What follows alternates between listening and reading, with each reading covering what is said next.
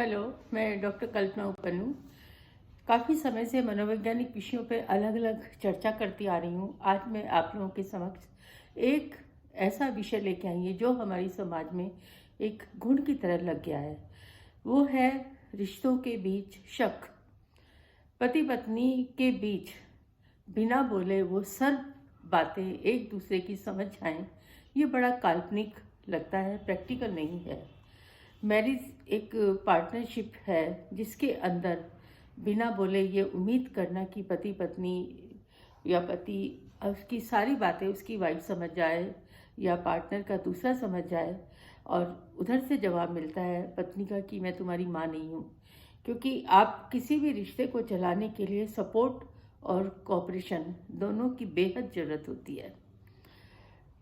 दोनों का ही कैरियर है, दोनों वर्किंग होते हैं, फैमिली रेस्पॉन्सिबिलिटी दोनों बियर करते हैं, इसी तरह की कोई दिक्कत नहीं आती है। लेकिन आजकल जो काउंसलिंग केसेस मेरे पास आ रहे हैं उन लोगों में न्यूक्लियर फैमिली के अंदर स्पेशली कपल के अंदर शक बहुत ज़्यादा है, बहुत सारे कारणों से पनपने लगा है।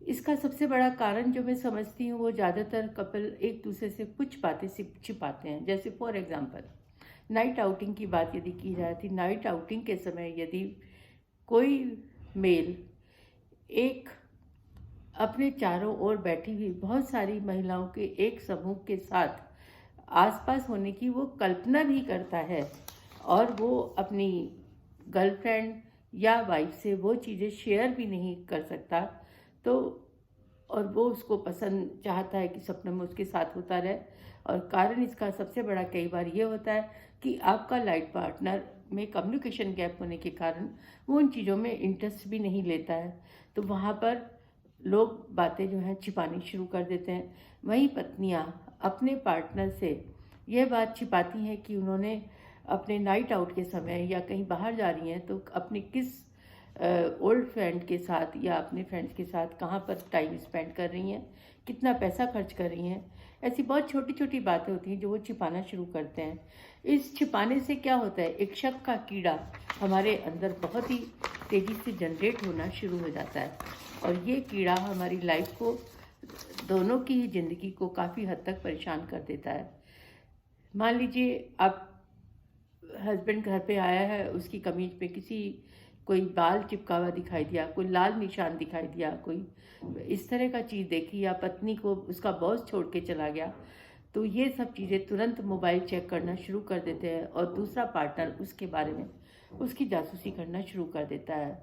सबसे बड़ी बात आप ये देखिए कि ट्रायंगल के अंदर जब बन जाता है तो बहुत पेनफुल होता है। तो देखा जाए तो शक की बीमारी पनपती कैसे है। शक कोई बहुत बड़ी समस्या नहीं है, लेकिन इस समस्या की ओर दूसरी समस्या इनवाइट करने की सबसे पहली सीढ़ी होती है, जिसका इलाज नहीं हुआ तो धीरे धीरे ये अपने एक घुण का रूप धारण कर लेती है। इसमें सबसे बड़े कारण होता है कि शक में बिना वजह आप अपना विश्वास दूसरों के लिए खोते चले जाते हैं, साथी पे विश्वास करने लगते हैं, साथ साथ फिर होता क्या है, आपके अंदर झुंझलाहट आएगा, क्रोध बढ़ेगा, चिड़चिड़े हो जाएंगे, बिना बात चिल्लाना शुरू कर देंगे।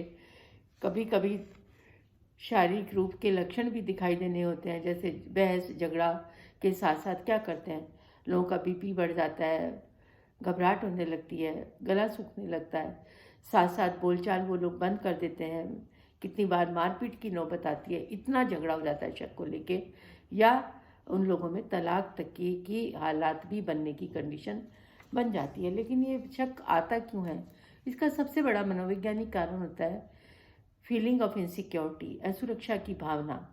उसके बाद बनता है फियर, डर बनता है, फिर मेंटल डिजीज़ हमारी बननी शुरू हो जाती हैं। ये कहा जाता है कि फीमेल जो है बहुत ज़्यादा शक करती हैं, लेकिन मनोवैज्ञानिक स्टडीज़ के आधार पर यह साबित हो गया है कि मेल फीमेल दोनों के अंदर शक की बीमारी बराबर मात्रा में पाई जाती है। इसमें जो इनसिक्योरिटी की जो फीलिंग है वो जन्म लेने लगती है, हीन भावना आने लगती है। इसके साथ साथ सबसे बड़ी फीलिंग जो होती है अपने पार्टनर को खो देने का भय,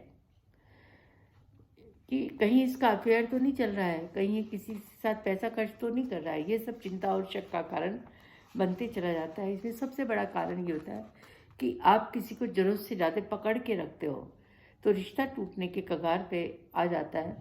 हर समय हर पल टोका टाकी करने से भी आदमी इरिटेट होता है, फिर वो बहुत चीज़ें छिपाता है, छिपाने की वजह से शक बनता है और शक के कारण रिश्ते में दरारें आनी शुरू हो जाती हैं।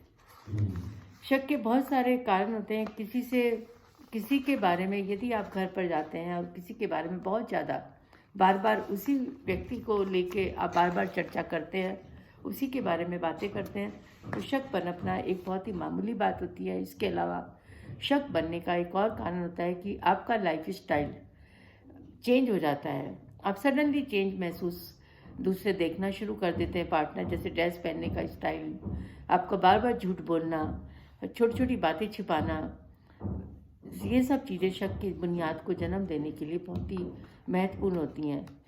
परिणाम क्या होता है? यदि शक हो जाएगा तो सबसे बड़ा खतरा क्या होगा कि आपके रिलेशनशिप, पार्टनर के संबंध सब धीरे धीरे ख़त्म होने शुरू हो जाते हैं।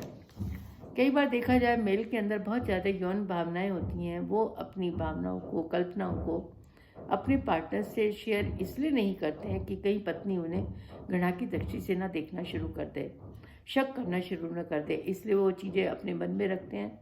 इधर पत्नियां भी बहुत कुछ चाहते हुए भी सेक्स के लिए अपनी तरफ से पहल नहीं करती, क्योंकि संस्कार इस तरह के बचपन से दिए जाते हैं कि इसके कारण लेडीज़ का पहल करना अचरित्रहीन या चरित्रहीन होने की निशानी को साबित करने लगता है। तो कहीं आपका पार्टनर आपको गलत ना समझने लगे, इसलिए लेडीज़ कई बार अपनी फीलिंग को छिपाना शुरू कर देती हैं। प्राइवेट अपने जो है अकाउंट खोल लेते हैं लोग, फेसबुक पे, इंस्टाग्राम, ट्विटर पे बहुत सारे अकाउंट खोल लेते हैं। पब्लिक अकाउंट के साथ साथ कुछ जो प्राइवेट अकाउंट खोलते हैं कि उसमें बैठकर वो छिपकर अपनी पत्नी के अलावा दूर जाकर उससे, प्रेमिका से बात करें, दोस्तों से बात करते हैं, और छिप से बात करने के कारण वो फिर जब पकड़ा जाता है, जो शक होता है, तो वो और ज़्यादा बढ़ जाता है। लेकिन मनोवैज्ञानिक रूप से ये देखा जाता है कि कभी कभी रिश्तों को बचाने के लिए झूठ बोलना भी हमारे लिए बेटर रहता है। यदि सारे रिश्ते आपके कगार पे आ रहे हैं और आपको लगता है चीज़ गलत है, रिश्ता टूटने की स्थिति में आ गया, तो उस समय झूठ स्वीकार करने में कोई बुराई नहीं है। मान लीजिए किसी बात को लेकर आपस में झगड़ा हुआ, आप बोलते हो अच्छा सारी गलती मेरी है, भले ही न हो, लेकिन ये झूठ बोला कि मेरी गलती है, आपने अपनी गलती स्वीकार कर ली, उसकी वजह से आपका रिश्ता बच जाता है। दूसरा छोटा सा एग्जाम्पल है, मान लीजिए आपके पार्टनर ने कोई खाना बनाया, कुछ भी बनाया, कुछ नया काम किया, आपने उसको अप्रिशिएट इसलिए नहीं किया कि आपको अच्छा नहीं लग रहा है, आप नहीं चाहते हो, अब वो उसे लगता है कि अप्रिशिएशन मिलना चाहिए, तो उस समय हल्का सा बोलने के बाद आप बाद में उस चीज़ को इस तरह से भी डिस्कस कर सकते हैं कि कोई बात नहीं, ये तो बना तो बहुत अच्छा है, लेकिन इसमें थोड़ा सा सुधार किस तरह से हम कर सकते हैं, वो चीज़ें भी हमारे लिए बहुत महत्वपूर्ण होती हैं।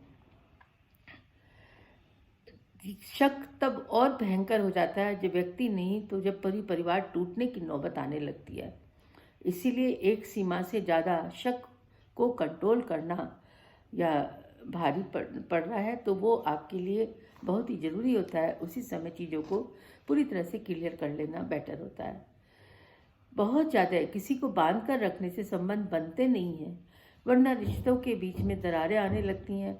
आप अलग हटने के लिए रास्ते ढूंढते हैं, झूठ बोलते हैं, और रिश्तों के बीच हमें बहुत ज़्यादा, अंत में यही कहूँगी कि एक दूसरे को स्पेस देना बहुत ज़रूरी है। उसी से ही आप एक दूसरे का विश्वास करें, उसका ध्यान रखें, और तो आपकी गाड़ी ज़िंदगी की चल सकती है। अपने पार्टनर से लड़ने के बजाय आप स्वयं से कितने ज़्यादा ईमानदार हैं, कभी इसके बारे में भी एनालिसिस करके देखिए।